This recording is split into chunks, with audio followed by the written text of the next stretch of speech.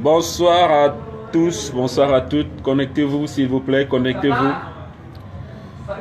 Connectez-vous, il est quelle heure au Cameroun? Il est 21 minutes au Cameroun. C'est vrai que je n'ai pas annoncé le direct, mais connectez-vous et partagez le direct, je vous en prie. C'est super important ce que j'ai à dire. Donc connectez-vous, partagez ce direct. Il est 21 au Cameroun, il est 23h11 ici. Connectez-vous et partagez ce direct, je vous en prie. Voilà, c'est bon. Connectez-vous, partagez ce direct s'il vous plaît. Ce que j'ai à dire est super important. Quand vous êtes 50, on commence. On a 30 minutes de direct pour vous parler d'un problème vraiment problématique.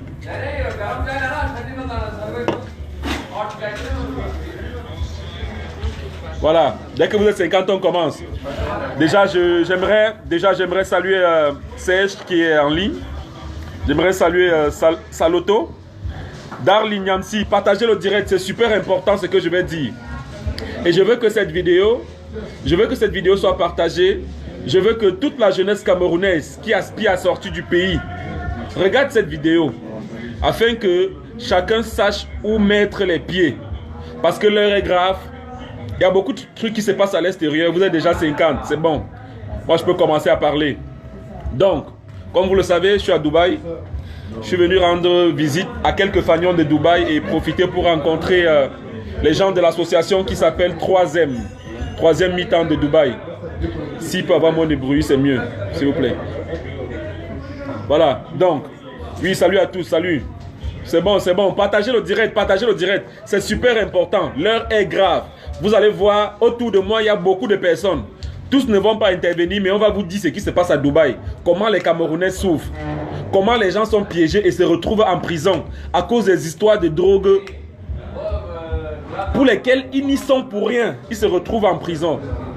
Comment les gens sont piégés, les gens vont vous raconter. Si vous faire le lion est sur place. Le lion est sur place. Bonsoir. Bonsoir à toi, Luc. C'est mieux qu'on mette ça sur les autres, parce que là, je vais les lumières. Maintenant, avant de commencer le direct, je vais déjà montrer les gens avec qui je suis. Avant de commencer le direct, parce que là, voilà. Je vais vous montrer les gens avec qui je suis. Voilà. Vous les avez en face de vous. Je suis à Dubaï avec les gens de l'association 3e mi-temps. C'est eux qui m'ont invité à Dubaï. On va commencer à ma gauche. Bonsoir. Bonsoir. Ah, tu te présentes, non? Juste le prénom. Wémé de Dubaï. Wémé de Dubaï. Toi, tu t'appelles comment? Hein? Christian le people de Dubaï. Et là? Comment? Janvion. On a Janvion qui est là. Emmanuel Lobel International. On a Emmanuel Lobel International qui est là. Vous avez Georgie Lafleur. Hein? On a Georgie Lafleur. Georgie Service. On sent comment le Dieu s'y fait les choses. Ouais. Non, moi c'est Jean-François Maquero. Jean-François Maquero. Le président. Le président des présidents. Et là c'est Stéphane Camp, secrétaire général. Stéphane Camp, secrétaire général de cette association. Je précise que je suis à Dubaï avec l'association qui s'appelle 3M, 3e mi-temps.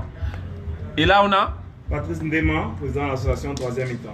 Patrice Ndema, on le salue, président de l'association. Et là on a Coco de Dubaï. Coco de Dubaï. Coco de Basile. Et derrière on a Lisha. Lincha de Dubaï. Vous aimez Dubaï là. Et là on a Rita de Dubaï. La star des stars. Mais il n'y a pas Flore de Dubaï. Et là c'est qui? Lydie Flora, secrétaire. Lydie Flora, secrétaire, vice-secrétaire. Et là Dangote de Dubaï. Dangote plus précisément. Car tu as les locks, c'est mon frère. Tu es le frère de ma locks. Et là c'est Valentin Ameta. Valentin Ameta. Moi je l'appelle président Valentin Ameta. Membre fondateur de l'association. Voilà, on revient alors. Ok, connectez-vous, vous êtes 160. J'espère qu'on peut commencer. Voilà, on va commencer. Je suis au Qatar. Pareil, voilà. Les gens du Qatar, vous pourrez intervenir à la fin de ce direct. On va aller très rapidement. Ok. Le premier problème dont je voulais parler ce soir, s'il vous plaît, est-ce qu'on peut baisser un peu d'un ton, je vous en prie. Ceux qui suivent le direct, baissez le volume. Les gars, il faut pas faire la connexion. La connexion. Ceux qui suivent le direct, baissez le volume, voilà. Ok, les gars. Voilà, donc, super important. Maintenant, on va commencer. On va commencer avec le problème de la drogue. Mais avant de commencer, je vous raconte une petite histoire. Je suis arrivé à Dubaï et je me suis rendu dans un endroit, j'ai parlé avec des gens. Et après avoir parlé avec ces gens-là, je me suis rendu compte qu'il y a beaucoup de Camerounais qui se retrouvent en prison à Dubaï à cause des histoires de drogue dans lesquelles ils n'y sont pour rien. Il y a Valentin qui est à côté de moi qui va vous raconter une histoire qui a failli lui arriver. Mais avant de raconter l'histoire là, il y a quelqu'un sur cette table. Il y a quelqu'un dans cette salle. Parce que la personne a voulu garder l'anonymat. La personne a voulu garder l'anonymat parce que le procès est en instance. Donc, il y a quelqu'un, il venait du Cameroun pour Dubaï. Qu'est-ce qui s'est passé? Non, ça va, pas besoin, voilà. Il venait du Cameroun pour Dubaï. Et pendant qu'il venait à Dubaï, il y a quelqu'un à Yaoundé qui lui a donné un colis de venir remettre à un de ses parents ici à Dubaï. Et dans le colis, justement, il y avait de la drogue. Vous voyez comment l'homme est mauvais. Donc lui vient à Dubaï, c'était sa première fois, je crois. Il est derrière, là, je vais demander, je sais pas, je suis pas sûr. C'était sa première fois de venir à Dubaï, c'est sa première fois, c'est ça? Voilà. C'était sa première fois d'arriver à Dubaï. Et il a transporté comme ça, sans savoir, de la drogue. Et quel genre de drogue même? Le mbanga. Il dit, c'était même la cocaïne, on allait comprendre que lui c'est un trafiquant, machin. Tu vois un peu. Mais le mbanga qu'on fume au quartier, là, le mbanga qui est devenu vulgaire même à partout à Yaoundé là. Le gars ici à Dubaï, tellement il a passé le temps sans avoir son mbanga. Il demande qu'on mette ça dans le colis. C'est comme ça que notre type se retrouve à Dubaï avec le mbanga. Et dès qu'on l'a pris à l'aéroport, c'est vrai qu'on a réussi quand la police l'a attrapé, la police a dit ok d'accord, nous on va t'aider à sortir de ce problème. C'est comme ça que quand la police l'attrape, on fait genre, la police ne l'a pas attrapé, il est dans un hôtel. Donc c'est comme ça qu'on appelle la personne à qui devait remettre le colis et on arrête la personne. La personne accepte que oui, ce colis était destiné à moi, c'était mon banga. Il assume que c'était son banga. La personne se retrouve en prison là maintenant. Mais la personne et le monsieur qui est avec nous, qui a transporté le colis, est parmi nous là, il est là. Il a fait beaucoup de mois à Dubaï. Il a fait beaucoup de mois à Dubaï pour une histoire, donc pour une histoire comme ça. Donc je vais passer Valentin. Valentin va vous raconter ce qui a failli lui arriver. Parce que le but de cette vidéo c'est quoi? On va parler de trois choses. Le but de cette vidéo, premièrement, c'est que quand vous voyagez, il dit ne faites pas confiance aux gens que vous ne connaissez pas. Ne prenez pas les colis des gens. Vous allez comprendre. Ne prenez pas les colis des gens. Ça c'est de 1. De 2, ne soyez jamais mêlés à une histoire de drogue. Surtout dans les pays arabes. Ne soyez jamais mêlés à une histoire de drogue. Ok, vous êtes 280. On va passer la parole à Valentin. Valentin, tu as vécu une histoire. Je précise que tu es fondateur de l'association qui nous accueille là ce soir. Tu as vécu une histoire similaire, une histoire de drogue. Et en quelques minutes, tu nous brosses ça, tu nous racontes ce qui s'est passé. On t'écoute. Hein. Oui, comme... tu vas parler un peu plus fort. Hein. Comme le frangin Steve vient de vous le dire, il faut faire très attention dorénavant lorsque vous prenez un vol. Déjà, nos frères, je ne sais pas pourquoi, est-ce que l'homme camerounais est méchant? Donc il y a de cela 5 ans, j'ai failli avoir le même coup que notre frère derrière a eu. J'ai un ami qui vient ici à Dubaï et le plus souvent, vous savez, quand nous sommes à l'étranger, on a bien besoin de goûter les mets faits par nos parents. Je demande donc qu'on me fasse de la nourriture. Et un ami me suit en train de parler avec la famille. Il me dit, ah, j'ai aussi une soeur qui peut remettre un colis. J'ai dit, ok, il n'y a pas de souci. Ce colis, c'était les noix de coco. Et comme on dit, à quelque chose, malheur est bon. Mon ami qui devait transporter le colis a raté le vol. Il renvoie son vol sur 3 jours. Et le colis en question est chez moi à la maison au Cameroun, chez ma petite soeur. Ma petite soeur dont je ne sais pas, comme on dit, la chance, elle a voulu manger une noix.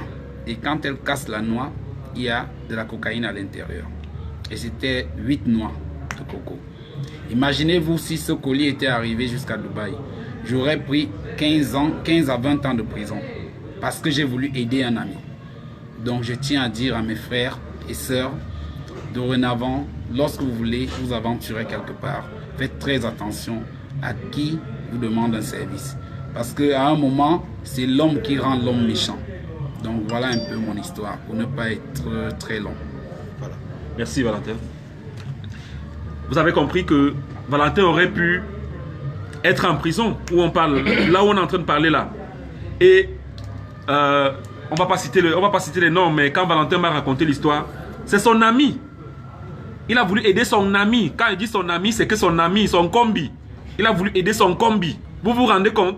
Pourquoi le Camerounais est mauvais comme ça? Ok, on va passer à autre chose. Cette fois, là c'est pour la drogue. Donc, bref, vous savez quoi faire par rapport à ces histoires-là.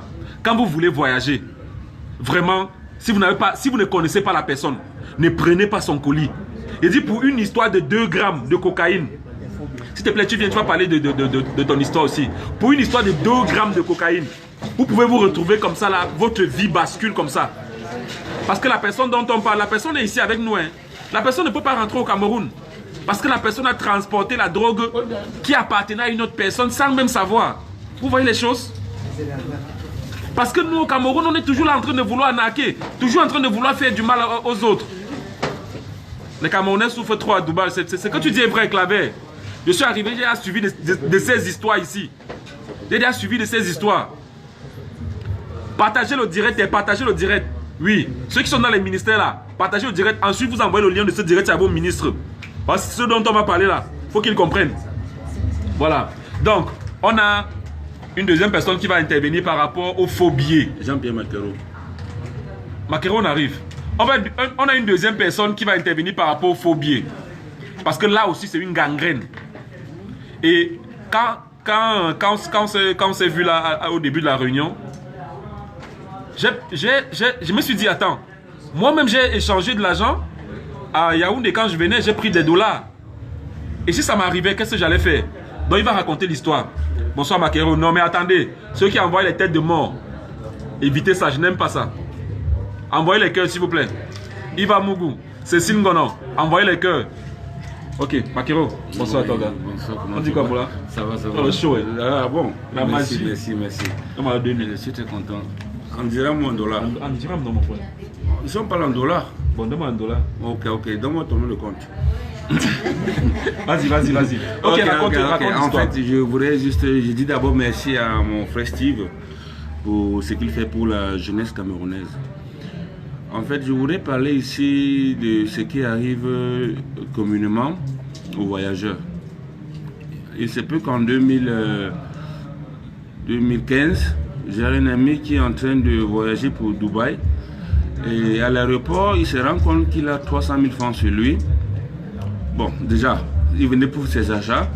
Et le gros du lot, il a fait le change à la banque.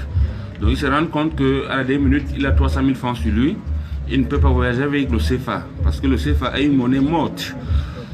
Il change donc 300 000 francs à l'aéroport de Dubaï pour me garder un peu du whisky au duty free. Il change au Cameroun. Au Cameroun, oui, à l'aéroport de Douala, oui. Au Cameroun. Comment vous appelez les changeurs là? Oui, les gens qui changent. Vidéo là. Oui, voilà. Sans Il a reçu. changé là-bas. Oui. Malheureusement pour lui, on lui donne des faux billets et aussitôt il ne se rend pas compte parce que le dollar n'est pas sa monnaie courante. Lorsqu'il arrive donc à l'aéroport duty free, parce qu'il devait me garder un double black. Ouais. Oui. Ah ouais. Du bon vin. En passant, les gens de Guinness, vous me devez de l'argent, on vient de faire votre pub. Continuez. J'ai dit double black, j'ai pas dit Guinness. Non, ils savent, c'est Guinness qui fait ça. Ah bon? Oui, bien sûr. Là, à Dubaï? Au Cameroun. Oui. Bon, bah, on parle de Dubaï, moi. Vas-y, Moi, allons-y. de toutes les façons, n'est-ce pas? À l'aéroport, donc, il se rend compte que à la caisse, quand il sort le premier billet, il est fake. Il est faux, n'est-ce pas? Le deuxième billet également est faux. Aussitôt, la caissière fait appel à la police et c'est comme ça que notre jeune frère va se retrouver en prison pour 6 mois. Heureusement pour lui, après la fouille, la police s'est rendu compte qu'il avait au moins 80 000 euros qui étaient des bons billets. Bon, il a dû t'expliquer. Bon, la police n'a pas compris jusqu'aujourd'hui qu'on peut faire le change en route. Il a fallu les interventions. Ils n'ont pas compris comment est-ce que tu peux faire le change sans le reçu. On dit bien en Afrique, c'est courant. Il y a, comment vous appelez les gars qui sont en route là, le marché noir en fait, justement, oui.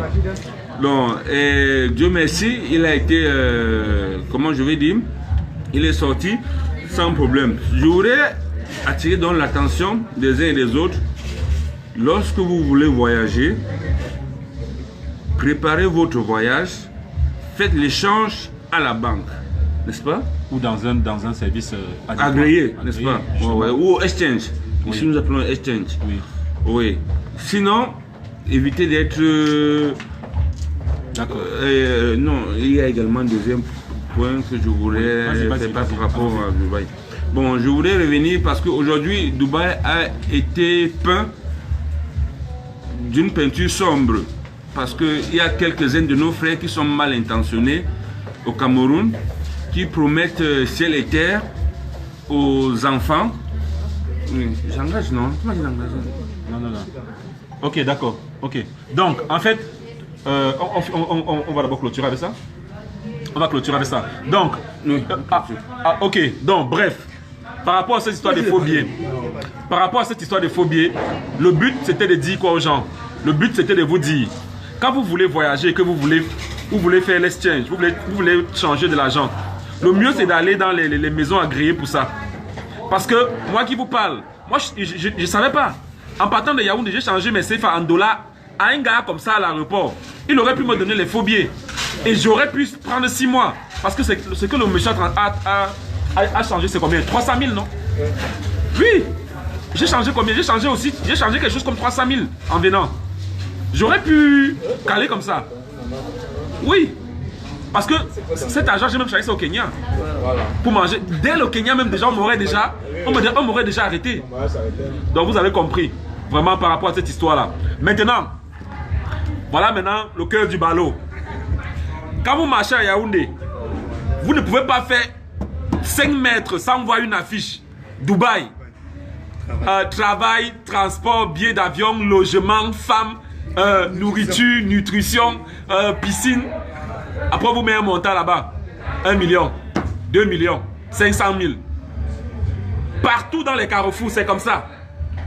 Mais il y a quelqu'un qui va nous expliquer en fait le principe. Avant moi-même quand je voyais ça, la première fois, il y a quelqu'un qui a dit, boss, tu vas voyager pour ta première fois, mais arrêtez ça, pardon. Je voyage tout le temps. Et c'est ma 3e fois à Dubaï. Donc arrêtez ça. Donc la première fois quand je venais à Dubaï, j'ai voulu faire le visa. Et comme tout Camerounais, moi je me disais que c'est tellement compliqué. Pour vous dire vrai, je crois que c'était tellement compliqué. Donc j'ai commencé à passer par les chemins bizarres. Mais on m'a demandé énormément d'argent. J'ai dit, mais attendez, pourquoi est-ce que je ne pars pas de façon droite? J'arrive dans une agence de voyage à Yaoundé, à Bastos. Je peux faire leur pub parce que c'est eux qui font tout pour moi. Il y a une agence de voyage au Carrefour Bastos. J'arrive là-bas, je dis, mais je veux faire le visa pour Dubaï. On me dit, mais c'est simple, laisse seulement la photocopie de ton passeport. Dans 3 jours, tu viens récupérer. Je dis, et je paye combien? On m'a donné le montant là. Un montant, ça n'atteignait même pas 70 000. J'ai payé le montant comme je vous dis. Et 3 jours après, on m'appelle pour me dire que le visa est là, viens prendre. Non, mais j'étais dépassé. Et c'est tellement simple, hein, je vous assure. Mais les Camerounais veulent toujours tourner. C'est comme ça qu'on vous promet monts et merveilles pour venir à Dubaï souffrir. Raconte-nous ça, s'il te plaît. Il s'appelle Stéphane. Oui, en effet, la plupart des gens, les Camerounais qui sont au Cameroun, promettent qu'à Dubaï, il y a beaucoup de travail. On peut te payer même 1 million de francs tous les mois. Mais pour vous dire vrai, mes frères, c'est faux. C'est très très faux. C'est vrai que, bon, on va dire que nous sommes à Dubaï, on va dire que, comme nous sommes déjà là, on vit déjà bien, on ne veut pas que les autres viennent. Mais, il faut être vrai. Quand on vous fait venir ici, il va d'abord vous donner, vous allez verser vos 2 ou 3 millions qu'ils vont prendre. Quand vous arrivez, on vous loge d'abord dans un endroit qu'on appelle le BSPC. C'est une chambre, il y a environ 6 lits en étage. Les deux, maintenant vous allez commencer à chercher le boulot qui vous ont déjà promis déjà au préalable, mais qui n'existe même pas. Et pour trouver même ce boulot, ça serait le travail de cleaner, waitress ou travailler chez les familles arabes. Faut dire en français. Ouais. Cleaner. Bon, nettoyer. Technicien de surface, là, vous allez partir laver le sol des gens. Voilà. Non, faut dire que vous comprenez. Quand on dit waitress, c'est ménager. Ouais, vous allez aller souffrir, laver les couches des gens. Pour combien même de salaire? 800 dirhams, qui est l'équivalent de 120 000 comme ça. Bref, avant qu'il ne continue, hein, bref, quelqu'un vous a promis monts et merveilles, vous avez donné les millions pour venir à Dubaï, parce qu'on vous a promis un salaire de, comme ils promettent souvent le salaire de 2 millions. Hein. Quand vous arrivez, premièrement, là où ils vous logent même d'abord, vous comprenez que c'est le début de la galère. Et ensuite, c'est même pas lui qui vous trouve le travail que vous allez trouver. Parce que le travail qu'il y a ici, pour les Noirs comme vous, C'est payant. c'est même d'abord payant. Ouais, Tu payes d'abord pour avoir le La travail. commission pour le travail. La commission pour le travail. Tu payes la commission pour le Et travail. parfois même tu payes en t'escroc. On t'escroque en Tu plus. payes la commission en t'escroc. Raconte-nous Oui, ça. exactement. Je veux prendre l'exemple d'une dame qui est arrivée, qui est venue pour le travail à Dubaï. Elle arrive à l'aéroport. Le numéro qu'on lui a donné, la femme qui devait la récupérer à l'aéroport, elle n'était même pas présente. Elle a passé pratiquement 48 heures à l'aéroport. Il a fallu que j'aille chercher un client à l'aéroport pour la trouver. Elle était tellement égarée. Elle a dit qu'elle venait pour le travail, on lui a promis le travail, mais celui qui devait la réceptionner n'était pas présent. Donc c'est un peu les situations qu'on vit tous les jours ici. On les vit vraiment tous les jours. D'accord. Donc, vous comprenez, tous les gens, comment Oui, Quoi ça? effectivement, il y a encore un autre problème. Il y a des gens qu'on dit, on leur dit qu'ils doivent aller en Europe en passant par Dubaï. On les remet la carte du métro de Dubaï. Au dernier arrêt. Et qui vont sortir au dernier arrêt. Et ils seront en Belgique ou en Espagne. C'est vrai. On les rencontre ici. Qui vont faire le transit? Attendez, sérieux. Oui, c'est vrai. Attends, quelqu'un qui prend le métro là à Bagna Square. Oui, À partir de l'aéroport. Oui, à partir de l'aéroport. il doit sortir au À dernier la arrêt. dernière station. Il a- En Espagne, on va prendre une voiture, on va descendre en La dernière station, c'est où? C'est à la Marina là-bas, non? À Djibera. Donc, en fait, attendez, pour vous qui n'êtes pas là, il faut que je vous explique comme quelqu'un qui vit au Cameroun. En fait, c'est quoi? Le métro de Dubaï commence quelque part à l'aéroport là-bas et ça finit dans un endroit qu'on appelle Djomera. Donc, quand il prend votre argent, Il vous donne la carte de métro. quand il prend votre argent et que vous arrivez à Dubaï, il vous dit que non. Dubaï, en fait, c'est un tremplin pour aller en Europe. Maintenant, quand vous arrivez, il vous donne la carte de métro. Il dit, vous entrez dans le métro et vous ne parlez à personne. À la dernière station, vous descendez. Oui, vous descendez. Vous êtes descendre où? À la station descendez, vous êtes en Espagne. Vous êtes en Espagne ou en Grèce? Eh Seigneur Jésus, Seigneur Jésus. Donc quelqu'un prend la carte du métro, il entre, à la dernière station, il descend.